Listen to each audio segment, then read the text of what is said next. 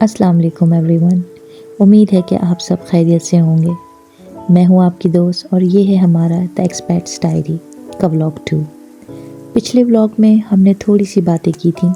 आज मैं आपको अपनी रूटीन, यहाँ की शॉपिंग, मौसम, बच्चों के साथ ज़िंदगी और कुछ टिप्स बताऊंगी, ख़ास तौर पर अगर आप यहाँ बतौर स्टूडेंट आ रही हैं। तो जी, ये मेरी सुबह का आगाज़ हमेशा बच्चों के साथ होता है।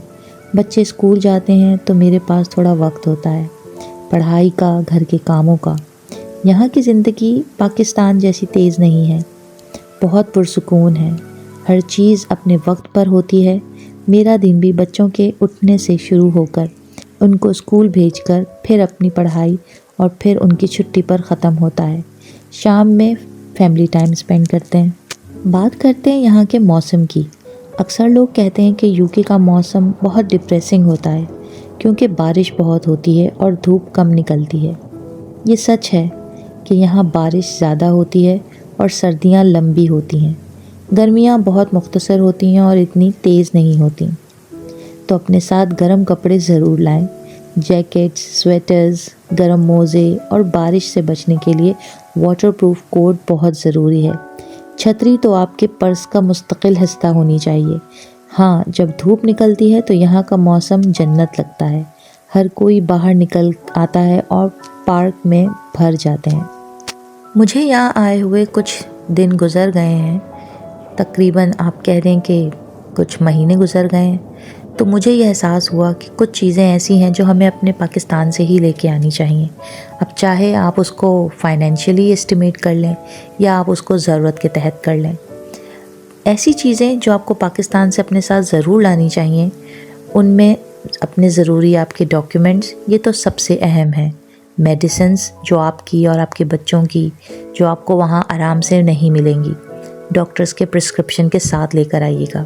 इसके अलावा गर्म कपड़े हो गए, जैसे जैकेट, स्वेटर्स, कुछ अच्छे वाले, क्योंकि यहाँ थोड़े महंगे मिलते हैं। आप अपने मुल्क से ले आएँ तो एटलीस्ट आपको गुजारा करने के लिए स्टार्ट में आपके पास अवेलेबल होंगे, वरना आप उसके बाद यहाँ से भी ख़रीद सकते हैं यहाँ की सर्दी के मुताबिक। इसके अलावा पाकिस्तानी मसाले हो गए जो हमारे अपने ख़ास होते हैं, क्योंकि यहाँ वो टेस्ट नहीं मिलता जो घर का होता है। थोड़ी हाजमे की और अपनी डाइजेशन की गोलियां भी रख के लाइएगा और कुछ देसी टोटके भी साथ लेके आइएगा। अगर आपके साथ छोटे बच्चे हैं तो कुछ उनके टॉयज़ हो गए जो उनको स्टार्ट में मसरूफ़ रख सकें, क्योंकि यहाँ पर स्कूल में एडमिशन का प्रोसेस थोड़ा लंबा है, तो बच्चे अक्सर घर में बोर हो जाते हैं। इसके अलावा जो चीज़ें मैंने महसूस की हैं उसमें आपकी बेड शीट्स हो गई, आपके पिलो के कवर्स हो गए। अगर आपको अपने घर का आराम चाहिए तो काइंडली शुरू के दिनों के लिए एटलीस्ट आप 2 से 3 बेड शीट्स, पिलोज़, जो कवर्स होते हैं, ये सब कुछ ज़रूर लेकर आइएगा। एक माँ और स्टूडेंट के तौर पर ज़िंदगी थोड़ी मुश्किल ज़रूर होती है, लेकिन नामुमकिन नहीं होती। बच्चों की देखभाल के स्कूल के औकात और फिर अपनी पढ़ाई को, दोनों को मैनेज करना तो बहुत मुश्किल है, मगर नामुमकिन नहीं। सबसे अहम बात टाइम मैनेजमेंट है। अब हम यहाँ ग्रोसरी की तरफ देख लेते हैं। यहाँ सुपरमार्केट्स में बहुत वैरायटी होती है, जैसे यहाँ Tesco, Sainsbury, Aldi, Lidl, Asda, ये सारे यहाँ पे सुपरमार्ट्स और मॉल्स हैं ग्रोसरी के। थोड़े सस्ते समझे जाते हैं, लेकिन सब जगहों पर डील्स मिलती रहती हैं। यहाँ पर आपको सब्जियाँ देखें, दूध, अंडे, रोटी, सब कुछ रोज़मर्रा की चीज़ें अवेलेबल हैं।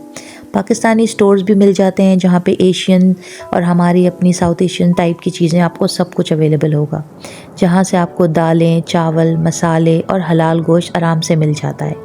रेट्स अगर मैं सच कहूँ तो शुरू में थोड़े ज़्यादा ही लगते हैं, लेकिन जब आप पाकिस्तानी रुपयों में कन्वर्ट करना छोड़ दें तो आदत पड़ जाती है।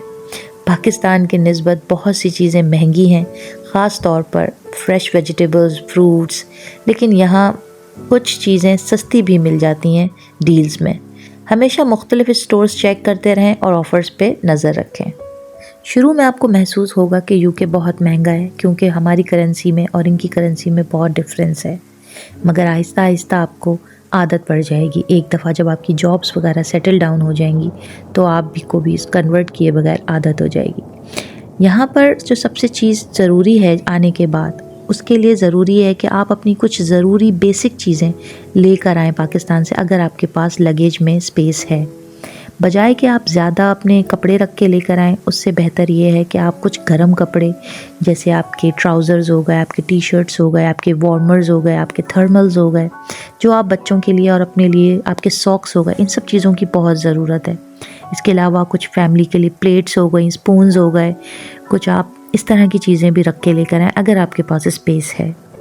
इसके अलावा यहाँ पे जब हमने शॉपिंग कर ली तो मैंने और मेरे हस्बैंड ने सोचा कि बच्चों के लिए कुछ वाटरप्रूफ जैकेट्स देख लेते हैं, क्योंकि यहाँ आज जब हम इस सीज़न में आए तो बहुत बारिश हो रही थी और बच्चों को जो हमने अम्ब्रेलाज़ दी थी वो अम्ब्रेलाज़ हवा की वजह से बिल्कुल ख़राब हो जाती थी, जबकि एक अम्ब्रेला हमें ऑलमोस्ट 5 पाउंड्स की पड़ी है, तो हमें तो वो बहुत महंगी लगी।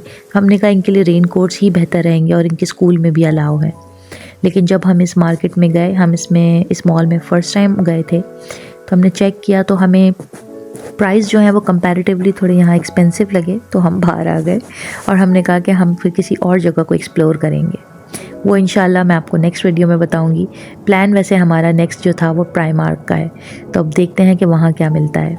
बच्चे हमारे साथ मौजूद नहीं थे, तो हमें कहा कि चलें फिर नेक्स्ट टाइम जब प्राइमार्क जाएंगे तो उनको भी साथ ले लेंगे, ताकि उनके साइज़ के अकॉर्डिंगली प्रॉपर तरीके से ख़रीदा जाए। अब आखिर में मैं आपसे कुछ टिप्स शेयर करना चाहूँगी जो मैंने बहुत फ़ील की कि ज़रूरी हैं यहाँ पर। आपको यहाँ पर अपना टाइम टेबल ज़रूर बनाना चाहिए, अपने लिए, अपनी फैमिली के लिए और ख़ास तौर पे अपने बच्चों के लिए। बच्चों के लिए मैं इसलिए कह रही हूँ क्योंकि मैंने ख़ुद फ़ील किया है कि जब आपके साथ टाइम एडजस्ट हो सकें तो लाइब्रेरी का यहाँ इस्तेमाल करें। यहाँ पे उन टिप्स में से एक ये है कि यहाँ पे बहुत अच्छी लाइब्रेरीज़ आपकी अवेलेबल होती हैं आपके एरियाज़ में। तो स्कूल लाइब्रेरीज़ या वीकेंड पर बच्चों के साथ जाएं, वहाँ बच्चों के लिए बहुत कुछ होता है, बहुत एक्टिविटीज़ होती हैं। आपको भी पढ़ने का एक पुरसुकून माहौल मिल जाएगा और आपके बच्चे भी बिज़ी रहेंगे। दूसरी टिप मेरी ये है कि बीइंग अ यूनिवर्सिटी स्टूडेंट, आपको एक चाइल्ड केयर सपोर्ट या फैमिली सपोर्ट प्रोग्राम्स के बारे में ज़रूर पूछना चाहिए। आपकी यूनिवर्सिटी में इससे रिलेटेड कोई ना कोई ज़रूर सपोर्ट अवेलेबल होगी। टिप नंबर 3 ये है कि लोकल कम्युनिटी, मदर्स ग्रुप्स या पाकिस्तानी कम्युनिटी से ताल्लुक़ बनाएं। आपको इनसे बहुत मदद मिल सकती है। इसके अलावा टिप नंबर 4, शॉपिंग के औकात। यहाँ पे जो शॉपिंग के टाइमिंग्स हैं, यहाँ की दुकानें पाकिस्तान की तरह देर तक नहीं खुली रहती। आम तौर पर 5 से 6 बजे के बाद ज़्यादातर दुकानें बंद हो जाती हैं और इतवार को तो जल्दी बंद हो जाती हैं, ऑलमोस्ट 2 to 3 o'clock। इसलिए अपनी शॉपिंग दिन के वक्त ही प्लान करें। एक और चीज़ जो यहाँ की ज़िंदगी में बहुत ज़्यादा प्रोमिनेंट है वो है सुकून और ख़ामोशी। आपको सड़कों पर पाकिस्तान जैसा रश नहीं मिलेगा, हॉर्न की आवाज़ें नहीं आएंगी या शोर शराबा बहुत कम मिलेगा। शाम होते ही यहाँ गलियों में सन्नाटा हो जाता है, जिसकी हमें आदत नहीं। शुरू में ये सब अजीब लगता है, ख़ासकर अगर आप पाकिस्तान के गहमा गहमी वाले शहर से आए हों, लेकिन फिर आपको इसकी आदत हो जाती है और आप इस खामोशी को एंजॉय करने लगते हैं। ये पढ़ाई और बच्चों की तरबियत के लिए एक बहुत अच्छा मौका है। चलिए दोस्तों, तो ये थी मेरी आज की एक्सपेट्स डायरी व्लॉग 2 की कुछ झलकियाँ और कुछ आपके साथ शेयर किए हुए लम्हात। उम्मीद है कि आपको मेरी बातें पसंद आई होंगी और कुछ नई मालूमात मिली होगी, ख़ास तौर पर उन लोगों के लिए जो यहाँ आने का सोच रहे हैं। और आपके कोई सवालात हों तो कमेंट्स में ज़रूर पूछिएगा, मैं जल्द ही उन सब के जवाब देने की पूरी कोशिश करूँगी। अगर आप लोगों के कोई सवालात यूनिवर्सिटी से रिलेटेड, एडमिशन से रिलेटेड हैं तो वो भी आप मुझसे पूछ सकते हैं। मैं आपको अपनी तौर पर और अपनी मालूमात के मुताबिक पूरी तरह गाइड करने की कोशिश करूँगी। अगले व्लॉग तक अपना बहुत ख्याल रखिएगा। मेरे चैनल को सब्सक्राइब करना मत भूलिएगा, लाइक एंड शेयर ज़रूर कीजिएगा। अल्लाह हाफ़िज़।